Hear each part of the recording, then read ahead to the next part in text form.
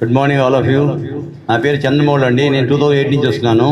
నాకు రీసెంట్గా ఒక థ్రోట్ ప్రాబ్లం వచ్చినప్పుడు ఒక డాక్టర్ దగ్గరికి వెళ్తే ఏంటి డాక్టర్ గారు ఆపరేషన్ చేయాలన్నారు. నెక్స్ట్ డే మార్నింగ్ ఆపరేషన్ అంతా రెడీ చేశారు. నేను ఎంబడి నైట్ బయలుదేరి గురువుగారి దగ్గరికి వచ్చాను.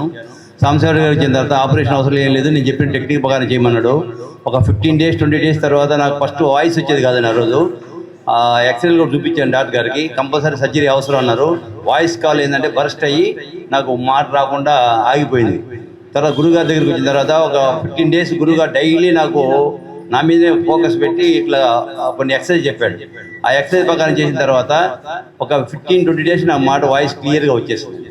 తర్వాత మళ్ళీ డాక్టర్ గారు అండి సర్జరీకి రావాను, లేదని మా గురుగారు ఇట్లా ఈ కొన్ని టెక్నిక్ చెప్పారు, చేశాను అంటే మళ్ళీ ఎక్సర్సైజ్ చేశారు. ఎక్సర్సైజ్ నథింగ్, కంప్లీట్ జీరో అయిపోయింది. బికాజ్ ఆఫ్ ద యోగా వల్ల నాకు మా గురుగారు చెప్పిన కొన్ని నమ్మకంతో అది చేయడం వల్ల నాకు ఆ సర్జరీ లేకుండా ప్రాబ్లం సాల్వ్ అయింది. అలాగే నాకు పైల్స్ ప్రాబ్లం ఉండేది. పైల్స్ కూడా గురుగారు చెప్పినట్టు అశ్విని ముద్ర వేసేవాడిని. ఆ అశ్విని ముద్రలో నాకు బ్లడ్ బాగా ఫాస్ట్ పడుతుంది, ఎక్కువ బ్లడ్ పడుతున్నది. ఆ బ్లడ్ కూడా కంప్లీట్గా అశ్విని ముద్ర వేయడం వల్ల నాకు అది కంప్లీట్ డ్రై అయిపోయి కంప్లీట్గా నార్మల్గా సర్జరీ లేకుండా రెక్టిపోయిందండి. నాకు మోకాలు నొప్పి ఒకటి ఉంది. మా గురుగారు చెప్పే విధంగా చేస్తే కొద్ది రోజుల తర్వాత మోకాలు నొప్పి వస్తుంది. రీసెంట్గా నేను చెప్తున్నా, ఒక 10 days బ్యాక్ నేను బిజిలీ మనాలి అని పెద్ద హిల్ స్టేషన్స్ అది ఎక్కగలిగానంటే గురుగారు ఏం చెప్పేవాడంటే ఎక్కేటప్పుడు బ్రీతింగ్ తీసుకుంటూ పైకి ఎక్కమనేవాడు. అలాగా బ్రీతింగ్ తీసుకుంటూ బ్రీతింగ్ వదులుతూ చేశాను. 18,000 అడుగుల హైట్ అండి. బిజిలీ మహాదేవ్ టెంపుల్ అని అక్కడ కులీమనాల దగ్గర ఉంది. అంత పక్క height last end of the day నేను ఎక్కగలుగుతున్నా అని అందరూ ప్రతి ఒక్కరు నీకు కాళ్ళు నొప్పులు ఎలా ఎక్కుతావు అంటే మా గురుగారు కొన్ని టెక్నిక్ చెప్పారు. ఎక్కేటప్పుడు గాలి పీల్చుకుంటూ కొద్దిగా రిలాక్స్ అవ్వమన్నాడు. అలా అయిన దానివల్ల నేను కంప్లీట్గా 14 kilometers పైకి ఎక్కి దిగలిగాను.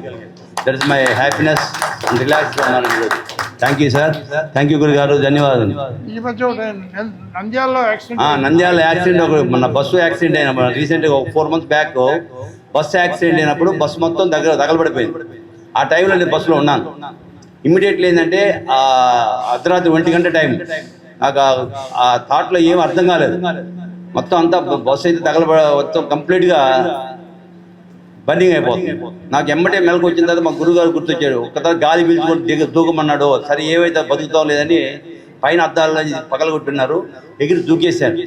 గాలి పీల్చుకొని అనే దూకేసరికి నాకు ఆ బ్రీతింగ్ కింద పడ్డప్పుడు నాకేం అనిపించలేదు. చిన్న చిన్న గాజు ముక్కలు గుచ్చుకున్నాయి. ఇమ్మీడియట్లీ రిలీఫ్ అయిపోయి ఆ గురువుగారు గుర్తొచ్చారు. ఆ టైంలో నాకు అది ఆ టైంలో నా లైఫ్ సేవ్ అయినానండి. ఫస్ట్ లైఫ్ ఒకటి ఆల్రెడీ కారు యాక్సిడెంట్ అయింది. కారు 30 feet లోపల డౌన్కి వెళ్ళిపోయింది. నా బెలూన్స్ ఓపెన్ అయినాయి. మొత్తం నా చెస్ట్ మొత్తం బిగిసిపోయింది అండి. గాలి పీల్చుకోవడానికి కూడా టైం లేదు. గురువుగారు చెప్పాడు గాలి అని ఒక 5 times అనేసరికి నాకు లంగ్స్ పిచ్చడం వల్ల నాకు ఆటోమేటిక్ నా కాన్షియస్లోకి వచ్చాను. ఇమ్మీడియట్లీ నా ఫ్యామిలీ మొత్తం సేవ్ చేశానండి. ఎవరు ఒక్కరు కూడా చిన్న ఇన్సిడెంట్ కూడా చూసిన వాళ్ళందరూ అసలు అందరూ చచ్చిపోయారు అనుకున్నారండి. పైన 30 feet కిందకి వెళ్ళారు. బికాజ్ ఆ గురువుగారు చెప్పిన టెక్నిక్స్ నమ్మకంతో చేసిన దానివల్ల నాకు 2008 నుంచి ఇప్పటి వరకు I'm not using single tablet, no BP, no sugar. ఒక్క మోకాలు నొప్పి ఒకటి ప్రాబ్లం ఉందండి. అది మా పాప డాక్టర్, మా అల్లుడు డాక్టర్ అందరైనా కూడా సర్జరీ చేసుకుంటారు. అది ఒక్కటి మా గురువుగారు చెప్తే చేసుకుంటానండి. అది అందరికి గురువుగారు ధన్యవాదాలు సార్.